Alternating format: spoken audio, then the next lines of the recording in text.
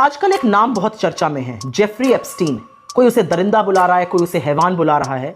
वो ऐसा कुकर्मी है जिसके साथ कोई शरीफ आदमी अपना नाम जुड़ा हुआ, अपना नाम उसके बगल में देखना नहीं कबूल कर सकता है। असल में तो जेफरी एप्स्टीन 21वीं सदी का सबसे बड़ा दरिंदा था।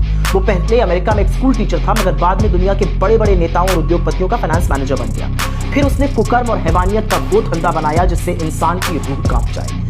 जेफरी एप्स्टीन दुनिया भर के बड़े बड़े लोगों को अपने आलीशान private island Little Saint James में बुलाकर 10 से 17 साल की लड़कियों के साथ जमकर अय्याशियां कराता था। मेहमानों को ले आने ले जाने के लिए उसके पास प्राइवेट जेट और हेलीकॉप्टर भी मौजूद थे। जेफरी स्कूल में पढ़ने वाली गरीब परिवार की उन छोटी छोटी मासूम बच्चियों को टारगेट करता था जिन्हें पैसों की जरूरत होती थी। इन बच्चियों से वो कहता था कि हम तुमसे मसाज करवाएंगे, बदले में तुमको ढेर सारा पैसा देंगे। इसकी बातों में आकर जब ये छोटी बच्चियां इसके ठिकाने पर आती थी तो ये इन बच्चियों को अपने दरिंदे मेहमानों के हवाले कर देता था।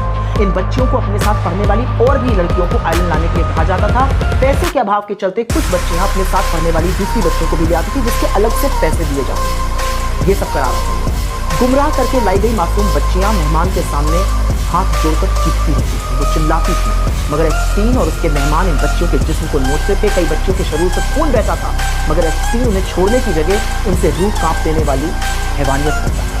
कहा तो ये भी जाता है कि एप्स्टीन के कुछ मेहमान बच्चियों के मांस तक को खा गए। ये भी खबर है कि हैवानियत के दौरान अगर किसी बच्ची की मौत हो जाती तो उसके लाश को उसी आइलैंड पर सल्फ्यूरिक एसिड डालकर जला दिया जाता था, ताकि ना बच्चियों की बॉडी के कोई सबूत मिले, ना ही दरिंदगी का कोई प्रमाण सामने आए।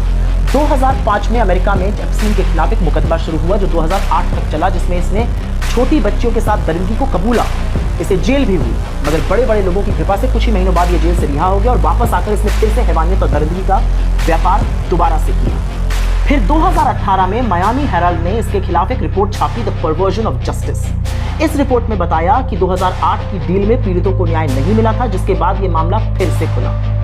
जुलाई 2019 को एप्स्टीन को न्यूयॉर्क में फिर से गिरफ्तार किया गया। उस पर फेडरल सेक्स ट्रैफिकिंग के चार्जेस लगे। जांच में उसके घर में सैकड़ों लड़कियों की, छोटी छोटी बच्चियों की न्यूड तस्वीरें और नामचीन लोगों से संबंधित तमाम डॉक्यूमेंट्स मिले।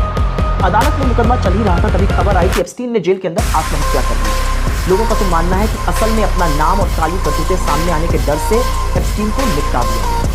अगर जेफरी एप्स्टीन मरा ना होता तो अब तक न जाने कितने शरीफों की घिनौनी असलियत दुनिया के सामने आ जाती। लेकिन एक सच ये भी है कि अमेरिका के डिपार्टमेंट ऑफ जस्टिस ने अभी तो सिर्फ 30 लाख जो ईमेल सार्वजनिक की हैं, उसी से दुनिया भर में हड़कंप मच गया। और शर्म की बात यह है कि तमाम नामों में मोदी सरकार के मंत्रियों और खुद प्रधानमंत्री का एप्स्टीन जैसे आदमी से संबंध होना और उससे सलाह लेने के लिए नाम सामने आया। इससे ज्यादा शर्मिंदगी की हमारे देश के लिए, इस दुनिया के लिए कोई और बात हो सकती है, लेकिन क्योंकि बहुत सारे लोग